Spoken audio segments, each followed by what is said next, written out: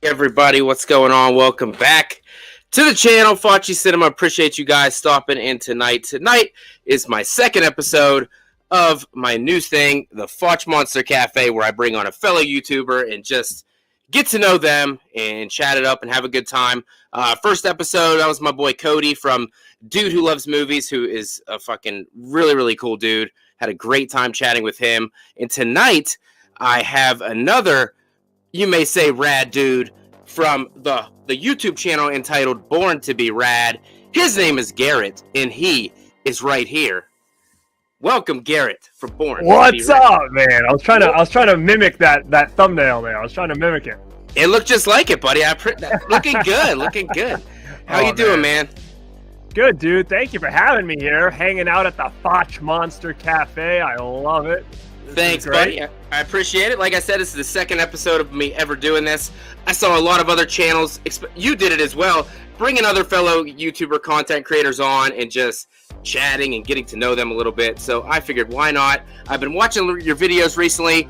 I love your style and the way you approach your channel. So I figured, why not ask him to come on? And here he is. And I am happy to have you, brother. Hey, you're welcome, man. I'm happy to be here, dude. Again, same thing. Like, content's going great. I see you doing a lot of stuff over here.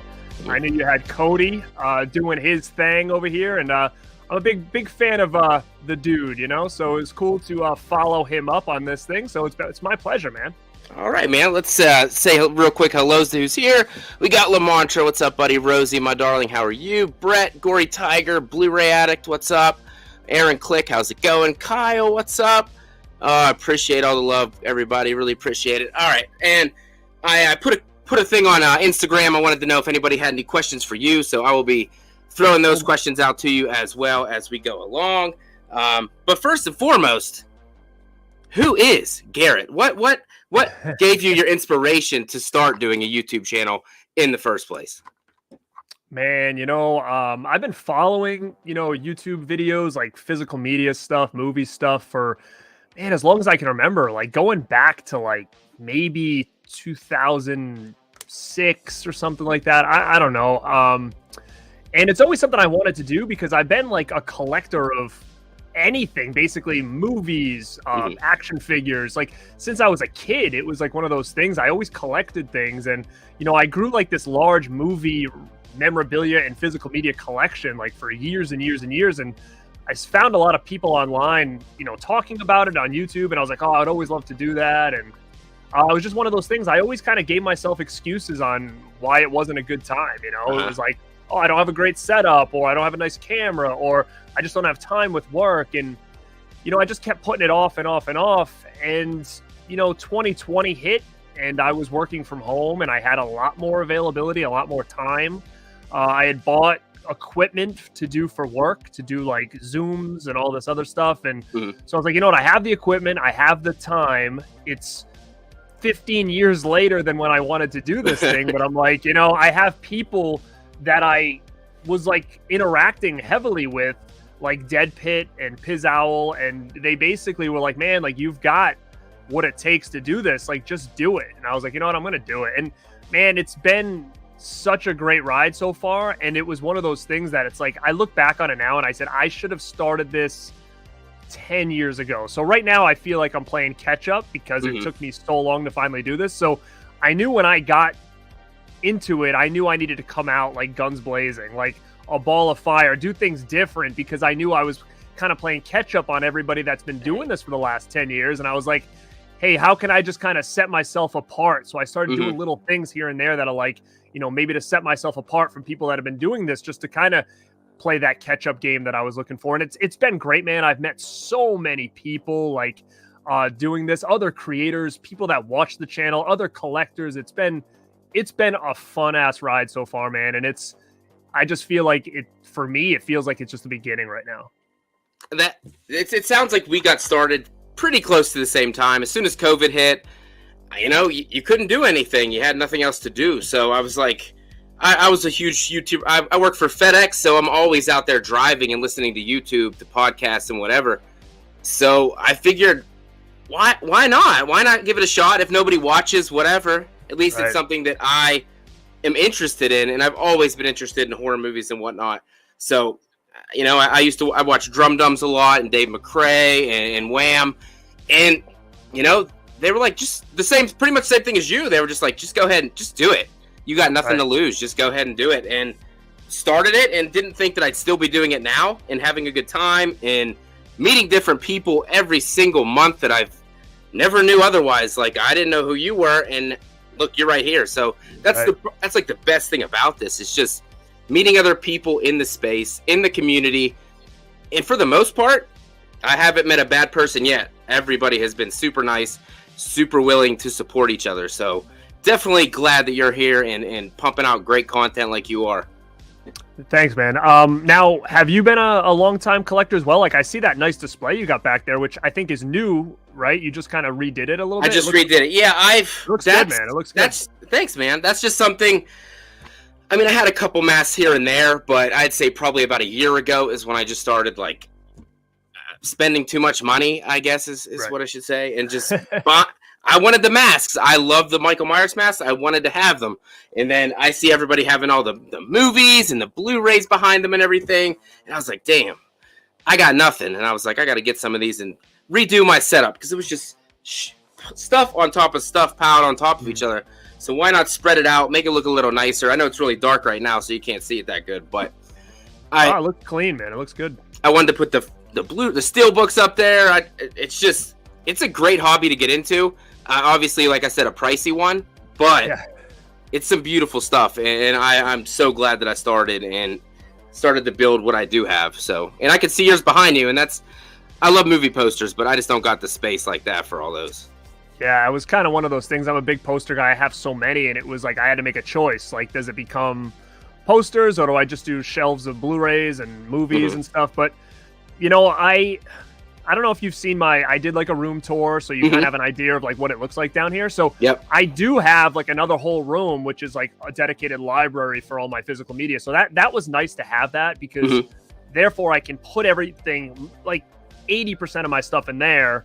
And then therefore I have more room to like display things like posters and stuff in here. And you know, I really just try to keep it clean. When people come down here, it doesn't look just like a big library or mess. It's just very neat and organized. And that's kind of how I like it. So like what you see back here is probably the most clutter in this whole room, but you know, I have it set up specifically for, you know, the studio aspect of it. But yeah, man, I think like you said, it was just right place, right time. I started tail end of 2020, so I was kind of a little later in the game, but yeah, same thing. Like I'm so happy it happened, you know, because like you said, you've met so many people, same here, like collaborations and, you know, stuff like that. It's been great. And people that are watching the content, like they're so interactive in the chat, and it's just really, really fun that they all know each other and stuff like that. So definitely, you know, excited so far, and hoping, you know, this is just, like I said, the beginning.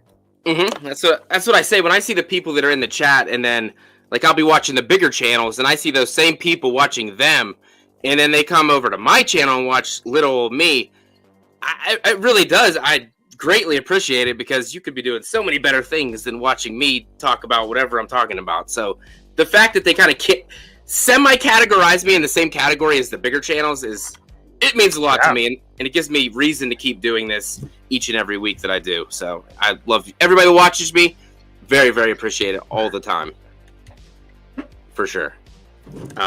Let's see. So I know, like the posters behind you. Do you change them up, like rotate them out depending on like the day or the week or whatever? So I was rotating them out a lot more, but I've just found that it takes so much time because I've got to dig out what I want, flip the posters, hang them back up, and like sometimes these frames are getting, like worn, like every time I take them out and stuff like that. So I try not to do it as much unless I have like big shows. Like what I usually do is I try to match kind of what the show is that I'm doing with some of the posters back there. So gotcha. This one has just kind of been up for a little bit. I think they all kind of match each other. It's like that late 80s, early 90s horror, kind of more of the non-favorites. It's kind of like the obscure a little bit. And they all kind of have a similar like vibe. Like they've got a lot of black in them and stuff. And so this has been up. But like if I do a Freddy Krueger show, a Nightmare on Elm Street show, I usually will put all the Elm Street ones back there, or something like that. If I do a Halloween show, I'll throw all the Halloween ones up. So I do that a lot, but it has to be like a big show that we're going to do. If we do a Scream Factory show, I put posters of like movies that came out on Scream Factory, stuff like that. So it's definitely always a work in progress. And, I've always got new stuff coming in. And so, yeah, but right now this one's kind of been up for a couple weeks. What I see? What is that? People under the stairs back there? Yeah, I think people under the stairs. Shocker, Brain Scan, Monkey Shines. Monkey Shines. Nice. Yeah. Little variety. I like it.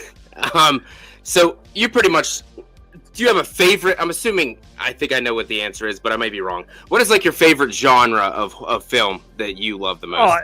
It's definitely horror, no question, no doubt. I would say if I had to choose then a second, 80s, 90s action and comedies are right there for me as well. Like those are pretty much my main three is like 80s, 90s comedies, and then horror kind of across the board, going all the way from the early days until current. There's a lot of current stuff I like, but there's also a lot of current stuff I don't care for, but it feels to me like most of the current movies I'm watching are in the horror genre. Like there's a lot out there now that I'm not watching.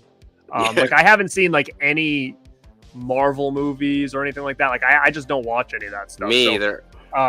Anything current is more or less on the horror side. Yeah. Yep. I mean, I used to be, before like Endgame and Infinity War, I was big into the Marvel stuff. But ever since those wrapped up, I really haven't paid much attention to it. I don't think I've seen one since then.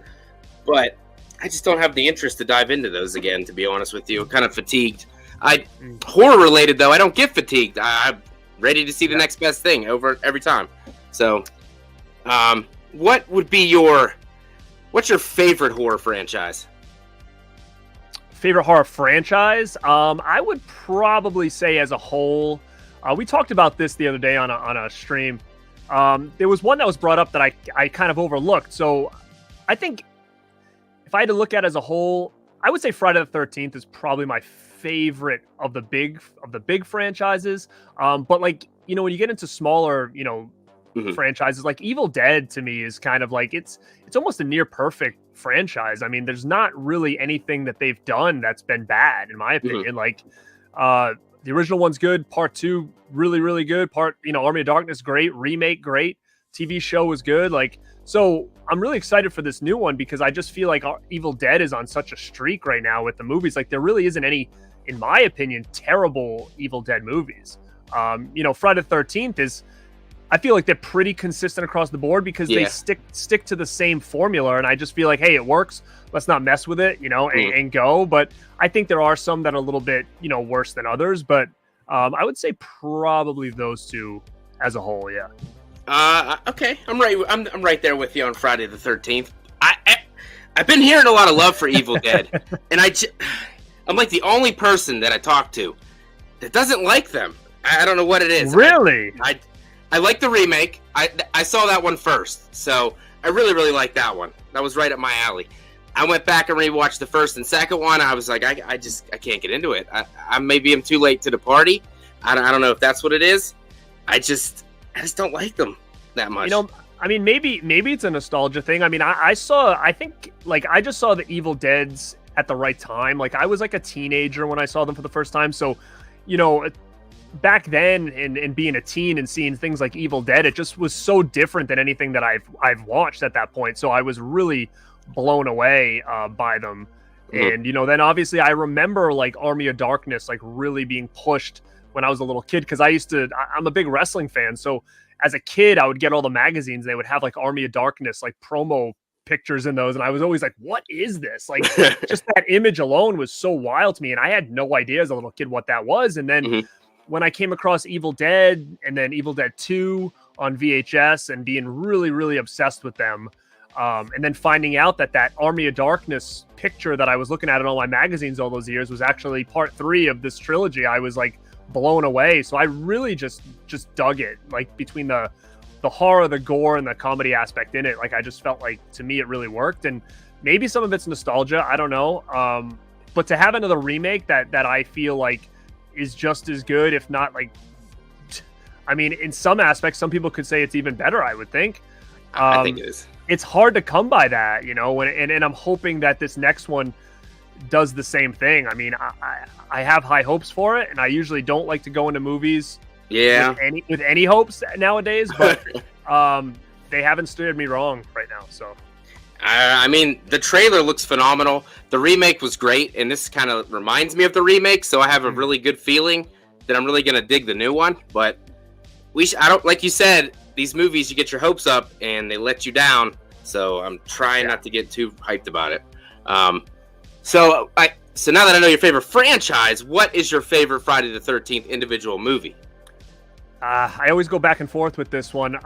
It could change on any day. For me, it's either 3 and 4 are probably my 2 favorites of the franchise, I think. You know, I really like 6 as well. But I think 3 and 4 is, again, I think 4 is like almost like a near perfect slasher in my opinion. 3 is just felt a little real, like Jason.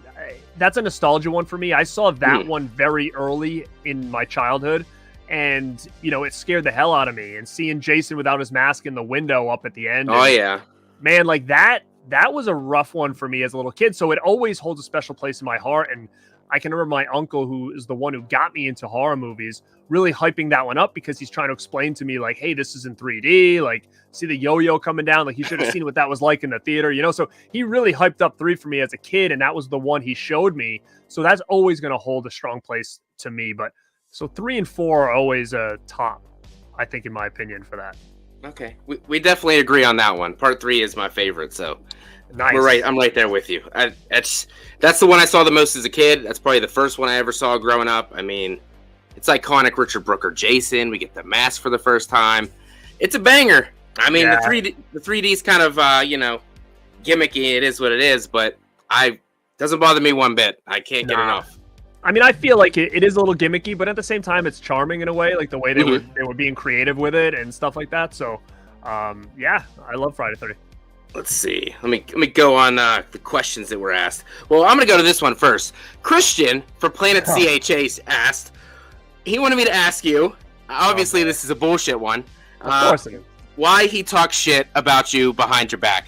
And and I said, if you asked him who I was, he would say, I don't even know who he is. So that never happened. So Christian is such a ball buster, that guy. He's such a ball buster. Every time he thinks whenever I respond to him that I'm being dead serious, and he's like, dude, I'm just joking. I was like, I know that by now, dude. Yeah, I get it. He's always joking. He's never serious. And then then when I do think he is, he's like, nah, I'm kidding, man. Yeah. I'm like, all right. But he's a little bit younger than me, but when I talked to him for the first time, I was like, dude, you seem like 10 years older than me. You're like so smart and know so much about everything, and I'm just like over here trying to make shit up as I go along half the time. So he's very refreshing. He is. He's older. I feel like he feels older than he is. Yeah, I could see that. For sure. Mm-hmm. So Cody from Dude Who Loves Movies, he said, how rad is too rad? Just kidding. What was the last movie you remember that actually scared you?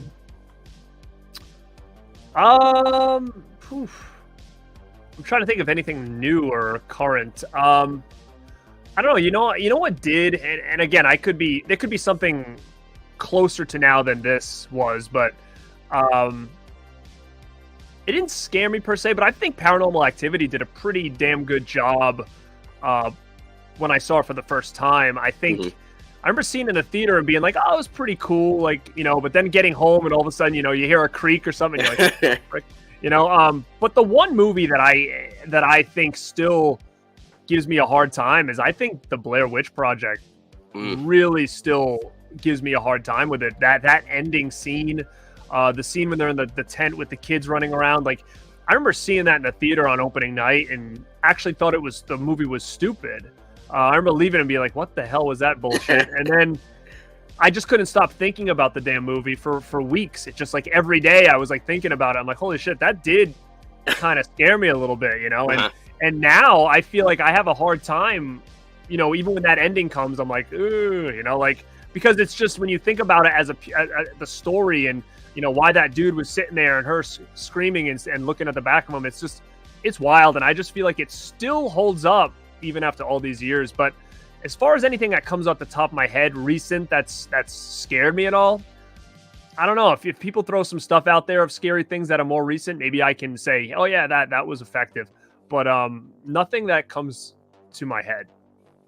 I remember seeing the Blair Witch Project when it first came out. I think I was an early teenager. I know me and my buddies, they'd go up in the woods and I wouldn't know where they went. And then they came out with all those little freaking like cross them symbol things, and they'd hang them around everywhere when I was in my house. And I came back out and I was like, dude, no shit. I was like, is this real? And they're like, yeah, it really happened. I was like, oh man.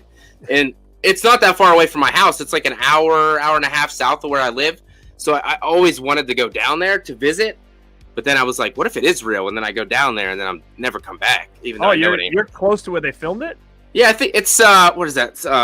Blacksburg, Maryland, I think, something like that.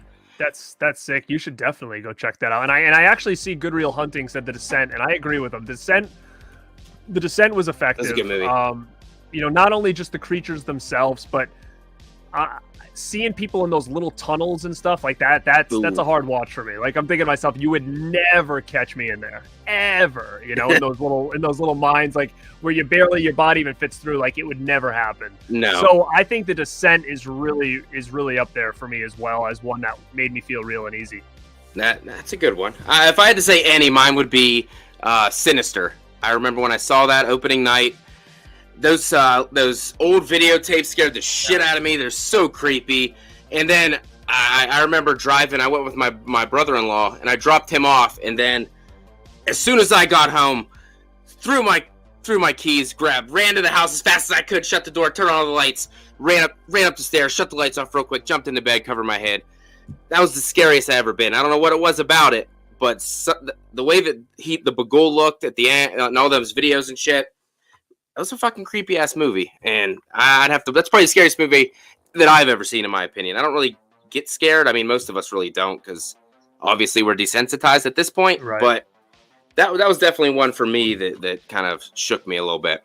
Yeah, Sinister was effective. Sinister definitely was as well. And I see somebody else in the chat talk about Insidious, and I agree with them. Insidious kind of did the job as well when it came to that. I think there's other movies that have specific scenes, but you know, like The Conjuring, I thought was pretty, you know, effective. I think there was some stuff that could have been done more. Like, I think there was like a scene where they looked up and something jumped down from the dresser or something. I'm like, if I would have seen that more in this movie, like, I think it would have really hit me a little bit, because that movie takes place where I live. So The Conjuring, the original one is in my state. That's where all that happened. So awesome. So I was definitely excited when I saw that one. I'm gonna be honest. I've never seen the Insidious movie, so I don't even know. First one is really good, man. It really is. And I just saw The Conjuring about a year ago for the first time, so they're not my kind of movies. I'm a slasher guy, so it took a lot for me to even want to watch those movies. But I watched the 3 Conjuring movies. They were pretty good. I enjoyed them for what they were. But like I said, it's not really my subgenre of horror if I'm gonna pick. Allie says the scariest movie she's ever seen is The Collector. That's a good movie. I like that movie. Let's see what else we got. Brett from Good Real says, what got you into physical media to begin with? So like I said, my uncle is he's the real trigger for a lot of this stuff. I really looked up to him as a kid, and he was collecting VHS tapes and magazines and posters when I was a little kid. And I used to go to my grandmother's, and he was still living there. So he was like showing me all this stuff. And, between that and pro wrestling was a big one. I've always had a collector's mindset. I've said this before. Even when it came to little things like McDonald's toys, like I'd go to McDonald's as a little kid and I'd get like one of the Muppet Babies or whatever. And then I was like, I need all of them. Or Fraggle Rock or whatever the hell it was. It's like, I need all these. And then I would go home and like get everyone together that I had like up to that point. Like, even if it was like, maybe it was Fraggle Rock, and then I'd go and find every McDonald's toy I had and I would like set them up. Then it became like He-Man was the next big thing. And then it was like, okay, He-Man's the big thing. So I'm going to get everything. I want every guy, every base, every this. And then eventually it went to like, Ghostbusters, same deal. And I just kept collecting lines of action figures as a kid. And I wasn't the type of kid that would buy a couple and then move on and have like a couple of this guy. It was like one genre or one, show at a time. And then I kind of moved from show to show through the line. And I always kind of had the mindset of collecting always. And then when it came to more horror, physical media and stuff like that, it was between my uncle and my best friend, Keith. At that time, he was working at Blockbuster. I had just met him. And I went to his house, and all of a sudden he had like this VHS collection, DVD collection. And I was like, wow, this is pretty cool, man. Like, I have VHS tapes and stuff, but I just buy the ones I like. He's like buying everything. So that really kind of started it for me. And then my uncle was big into it. So that kind of brought us together, and we would go to DVD Tuesdays. We'd go to yard sales to get VHS. We'd go to video stores that were going out of business and just like purging like all their horror stuff on VHS. So that's really what triggered it, and it just kind of snowballed from there, and it's stuck with me. It went from VHS to DVD to Blu-ray to, again, right now, because I've been doing this for so long, I'm a little more picky with like the 4Ks because I like them, but at the same time, I just don't see the kind of jump that I saw between getting like a DVD to Blu-ray when it comes to quality and stuff. It's better, right? But it's not as drastic, and I'm just at a point where I'm tired of rebuying the same things over and over again. And for some things I'll do it. Like, the Halloweens, I'll always do it. The Friday 13th, I'll always do it. The Texas Chainsaws, I'll always do it. Lost Boys, I'll always do it. But like, I don't need a 4K of The Craft when I have a fine Blu-ray. Like, I don't need that, right? So I'm being a little bit more picky with what I upgrade now, just because there's only so many times I feel like I can buy the same movie over and over and over again. My collection's just so huge, right? So I've been taking DVDs and toting them away because we're at a point now where DVDs aren't worth anything. So for me to get rid of them or sell them for nothing, it just doesn't make sense. I did that with my VHS collection back in the day, and it's something I regret to this day. I sold that VHS collection to make room for my DVDs in 2008, and man, I basically gave it away when you really look back on it. And if I would have waited a couple years to sell it, I would have made like maybe 10 times what I sold it for, because VHS had a boom, right? So in my head, I'm thinking, well, what if DVD sometimes has a resurgence with the kids that only grew up with DVDs in the next 10 years, right? At least I'll still have them, because I find myself now going back and rebuying a lot of my VHS tapes that I had, because, I think they look nice on a shelf. I feel like they're easy to display. The artwork is just so nostalgic for me. I just regret selling off that collection for sure. So that's kind of long story short of what got me into collecting and physical media, and I'm still on that ride. And as you can see, it's not only physical media now, like it's posters and props and all this other junk. So cool. I mean, if I would have known VHS tapes were going to be such a big deal, I wouldn't have got rid of the ones I had. I just was like, my wife's like, you need these. I was like, nah. I was like, just give them the Goodwill. And then people were like, what? You're getting the Goodwill? I was like, yeah. I didn't know I was gonna need them for anything. I don't have a VCR. And they're like, yeah, they're worth money now. I was like, well, it's too late now. It's true. It's old as new again, man. That's why I know not to do that anymore. Like, I'm not gonna just give away all this stuff that I bought. I mean, if I have to tote them and put them in like a storage room or whatever, like I'll do it at this point. But Yeah, that's kind of where I'm at, and I see people talking about the 4K jump and stuff. It's just, again, what's next? Is 4K going to be are we going to go to 8K? Like, 8K. If that's the case, then just skip 4K altogether, and just because you're going to end up buying it all again, right? So it's tough. It's tough being a collector now. This is for someone who's been a collector for so long with physical media.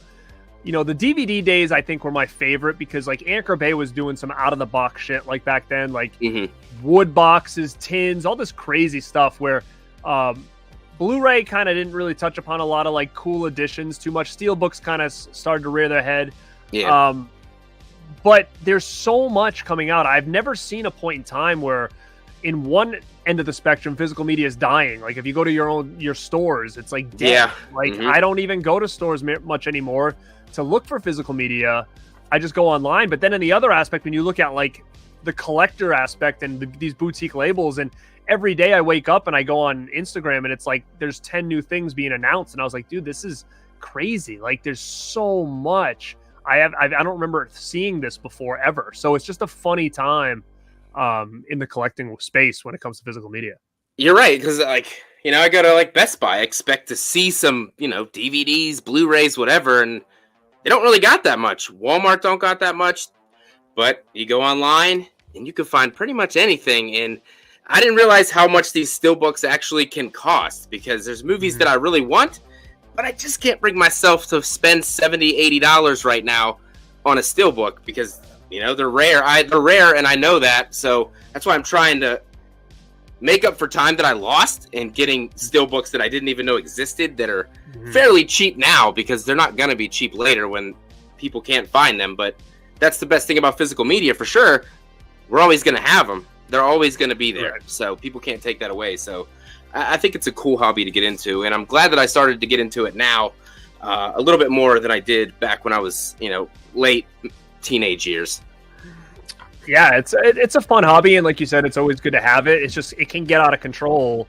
I lived it, but at the same time, I always say, back when I was really, really collecting DVD, I mean, you could go into a used DVD store and you could be getting used horror for like $1.99, $2.99. So I could leave a store with like 20 titles and spend like $50, where now you're getting one title for about almost $50. So it's just a different game now, for collectors. And I feel kind of bad for the ones that are getting into it late, because they never got to enjoy that time where, like I said, my collection's so massive, but it was because I had that back then where I could get so much for so little, where now it's really hard to do that. And so that's why I'm like, being a little bit more picky with what I'm doing.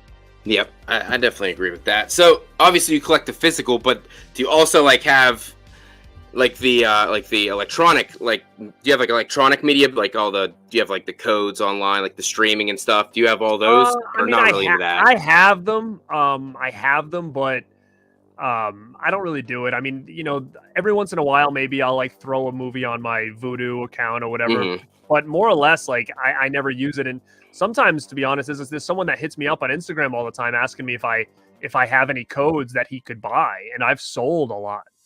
I'd like go through a bunch of stuff that I just recently got, and I'm like, here, man, have these, and he'll like, he'll give me like $5 a piece for them. So sometimes it's not bad, and if I do that, because if not, I mean, there's probably hundreds of stuff of movies in here that the code hasn't even been used. So, but I don't do it often, but I mean, I have it. I was gonna say my buddy I used to work with, he gave me his Vudu, so I pretty much just upload the codes and put them on his account. So in case anything he wants to watch, he can have them. And then if I don't want to go downstairs and get the Blu-ray or whatever, I'll just pop it on and stream it. But it's just something special about sliding in the disc into the player and pushing play. It's a little bit different for me anyway. And, definitely, I agree. So other than outside of horror and whatnot, what are some like of your favorite movies of all time? I would probably say my absolute favorite movie of all time is Back to the Future. I would say. Beautiful. Karate Kid, the Ghostbusters. All those. Man, I'm a huge Teenage Mutant Ninja Turtles 1990 fan. Batman 89, Good like stuff. all those movies that I grew up with are some of my favorites. And then, you can get into a lot more obscure movies. Like I tell people all the time, one of my favorite movies is a movie called Firstborn, which not many people have seen. From, I think it's 1984, I believe it might be. Stuff like that is ones that I always tell people to check out. But like the main stuff from back in the day is some of my favorites. Trying to think off the top of my head, like obviously like Goonies, a lot of the ones that I just grew up with, they've stuck with me. Rad is another one. If you haven't seen that BMX movie, that's another big one for me. Man, I mean, I like a lot of RoboCop is up there, but movie called Tough Turf, class of 1984, like just a bunch of these other kind of like thrillers from back in the 80s are some of my favorites. Then you can bring in like Weird Science and Breakfast Club. I love all that stuff. Fast Times at Ridgemont High, like so I mean, there's a lot I like, but I think overall my favorite movie is I just think Back to the Future is a perfect movie in my opinion. Like I don't know how it plays if people are just watching it now. I don't know if it seems that way to anybody checking it out for the first time now, but I think as a whole, when you just kind of think of how it was done and the story they told, I just feel like it's pretty perfect. I am right there with you. Back to the Future is fantastic. I popped it on the other day and my wife walked in. She's like, "Why are you watching Back to the Future?" I was like, "Why not? Why not?" So good. It's a so good. I like the second one more for some reason. I don't know why that is, but I just do. I think I might have seen the second one before I saw the first one, and the hoverboard scene just always fucking replays in my head. That's like my favorite scene. So something about the second one, but I mean, I love the first and second. Third one, it's fine. I don't like it as much, but it's still good. Yeah, I agree with you. I think part two is right up there with the original one as for quality. I mean, there's so much stuff in there that's so memorable, and the way they tell that story, and they go back to the future and then back to the past, and then it's back to the. It's really, really well done. And part three, like you said, I always thought it was okay. Like for someone who's such a big Back to the Future fan, I liked it because it was part of that trilogy, but I don't ever really go back to it that much. No, right there. So, right there with you. It's something about it. It tries to do the same things, but it just doesn't have the same charm, I guess, maybe as the first and second one. What I hear people talk about this, and I don't think they should ever do it, but is that a movie that should ever be remade? No, okay. I don't think so. I don't know how. I mean, I don't think it could ever be replicated, but it would be interesting now because times are even more different than they would have been back then. Like, imagine taking a kid now and bringing them back to the 80s. Like, it would be insane, right? So if it was done right, I think it would be entertaining, but I just don't think they could touch the charm that the first one had. I think it would be too much current bullshit that, like imagine a kid like now going back to like 1985, and then all of a sudden he's like doing TikTok dances to like like it just, to me, I would just be like, I don't even want to watch this anymore. Like he'd floss like in the 80s or whatever. You know what I mean? Like it wouldn't be funny. I would just be like, get this off. This is really annoying me. That's a good point. But it'd be interesting to see how someone survives with no cell phone, in the 80s, right? Oh, like it'd be wild to see how they wouldn't even know how to contact people. Like I bet. Like they wouldn't. They'd go to a payphone and not even know how to probably use the damn thing. Phone book? What? What the heck? I got a rotary? Like what's that? So I think it would be an interesting remake, but I don't think it's necessary, nor do I think it's would ever touch the original. Yes, I'm right there. I don't think they ever will. I hope they wouldn't, but like you said, it would be interesting to see exactly what that would look like for sure. Mid-level media, what's up? He says, "Born to be Fucci." What's that works what's too. Up, Kenny? What's up? So if anybody else got any questions in the chat, feel free to drop them in there. We'll go for a little bit, and then I will let him go, and I will get ready to go to bed because I got to get up for work early in the morning. So what else do you like to do besides obviously the physical media and the movies and collecting? What else does Garrett like to do? Oh man, what I like to do and what I do is very different. My life is very hectic. I feel like so I work a lot. I'm a fitness trainer, both in person and online. So I have clients that I chat with online and program for from all over the country, and then I've got in-person clients that I see, and obviously I've got the YouTube thing, I've got a family, I've got I was just doing some school. That's thankfully that's over now, but I also have the podcast now. So I mean, there's just so much on my plate that I'm trying to fit in all the time. It just makes it hard, So we talked about doing the show, and I know we really had to kind of push the date kind of far because I was booked up for weeks and weeks and weeks with just those type of things. That's kind of how my schedule has to be. I have so much going on that it's okay, where can I open up some time for this or that or this? Yep. But yeah, man, working out is obviously something I really enjoy to do. I like going to conventions and stuff. I'm big into doing that when they come around every year. That's basically all I have time for outside of, family, work, and this, which is crazy because at the same time, I feel like since 2020, I was always really a type of person that I had a large friend group, and now that we're all getting older and everybody's kind of having families, and then 2020 hit, and then we didn't see each other for a while. Yep. This community is kind of almost taken over for that, because I was such a out there person going out with friends and stuff like that. This is kind of almost changed that. I talk to the people in the community, in the movie community, more now than I do my friends that actually live around here. So it's just really crazy and wild to think about that. How things have changed in just a couple of years. I'm right there with you. Really, really am, actually. I mean, the friends that I did associate with, I still talk to them and everything, but getting together seems, I don't want to say it's a hassle, but it kind of is, with family and work and trying to find time to hang out with them for a couple hours and do stuff.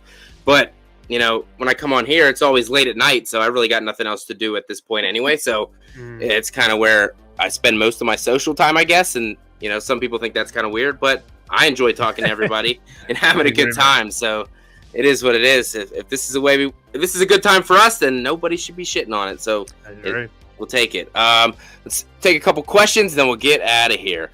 Antonis says, are you guys more excited for Evil Dead Rise or Renfield? Evil Dead Rise.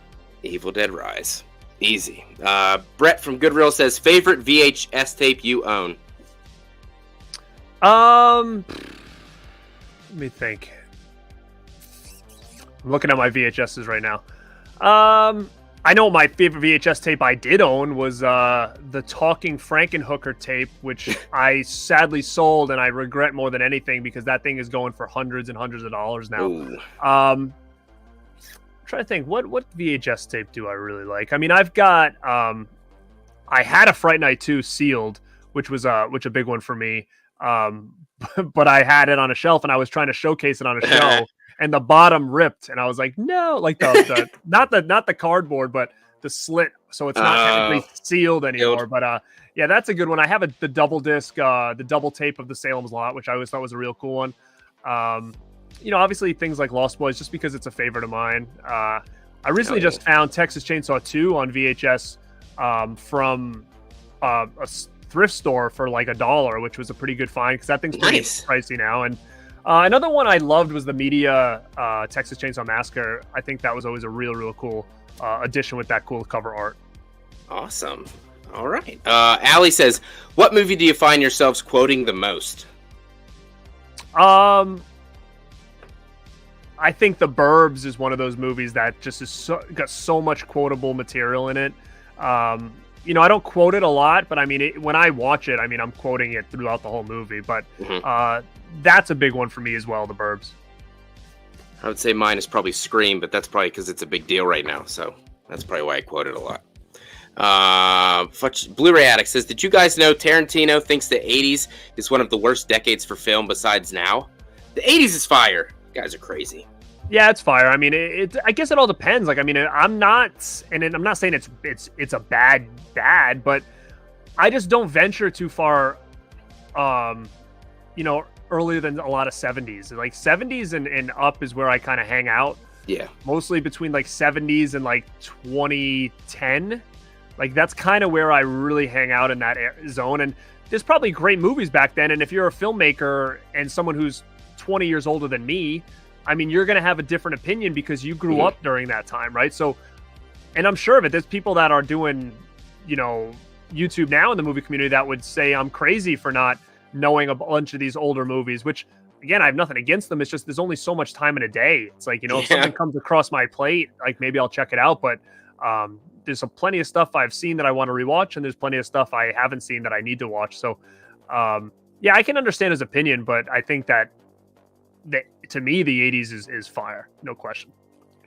100%. And if anybody hasn't seen any movies, it's probably me, because every movie that you've talked about for the most part, and it's in the chat, I've never seen. So don't hate on me for that. I like what I like. I continually rewatch what I like and don't really expand my horizons too often. And I don't know, it's just the way it is. I try. I mean, but it gets to a point where, and I get slack for this all the time too, in a sense, because I would rather go and watch Teen Wolf again than go and see a new movie that came out, right? Like, it's just I don't have. I like, it's hard to say. I would hate. Yeah. I don't want to go watch a movie and then be disappointed and aggravated for the next day. I'd rather say, okay, I know I'm going to have fun with this. I've got this much time to spare right now. Let me watch it and get a laugh or have a good time. And it's almost like a safe bet, right? Like, it's a safe bet. Then you say, shit, I just wasted 90 minutes of my life, you know? So I'll give things chances now or then. But, you know, people sometimes will say, I can't believe you're not going to go see this movie. And I'm like, I'll wait. If it comes out on physical media, I'll maybe give it a watch, but I'm not going to rush out to check it out. Yeah, I agree. I don't go to the movies too often, and unless it's obviously a new Halloween or Scream or something big like that. Evil Dead Rise, I'll go see. But other than that, I don't go to the movies that often. It's too hard with family and kids to be going all the time. I mean, I wish I could go see more stuff that I'm interested in, but I'll just wait till it comes to streaming or something, or do what I do and watch it illegally sometimes. Don't tell nobody. That's okay. It's just me. But yeah, I really, really appreciate you coming on tonight and hanging out and just shooting the shit and getting to know you and stuff. It was really cool. I want to thank the chat for being really popping tonight and hanging out and asking questions and being involved, because this is why, like Garrett said and me, that's kind of why we like to do this stuff. The interaction's great. Community's great. People like Garrett who look fly and rad like that over there are great. So I can't get... It was a really good time. I think it was a great second episode of this little series I'm doing, and I can't wait to see where this goes. And I can't wait to see where your channel continues to grow and go to, because, I mean, your live streams are always popping, and that's freaking fantastic for you. So congratulations, buddy. Hey, man, thank you so much. Again, I appreciate you asking me to come on here, especially being that second guest. I mean, that's awesome. Hoping that you get some other cool people on here. I definitely want to check it out. Chat, thank you so much for interacting. If you haven't watched my stuff, go over there and find below. me and jump into my live streams, man. I love seeing new faces in there, talking to them and stuff. So would definitely be appreciated on that. And you can find out exactly a little bit more what I'm doing over there. Got a podcast going now. It's got its own channel. So it's a lot of stuff going on over there. Definitely go check that out. I'll leave that down in the description box below for you guys to go check him out. Give him a sub and hang out over there, because he will always say hi to you when you pop in the chat, because he always says hi to me when I'm over there. So makes me feel good. So yeah, man. Definitely go check him out. Thank you guys very much. I'll be back on Thursday, twice actually, so I can finally watch Nightmare 5 and get that watch party done. And then Thursday night, watching Wolf Cop for the very first time. I've never seen it, so going to be watching that on Thursday night. Love you guys. Please click the like on the video. Subscribe if you're new. Really appreciate it. And definitely go check out Garrett, because he's pretty freaking rad over there on Born to Be Rad. So you guys have a good night, and we'll see you next time. Peace.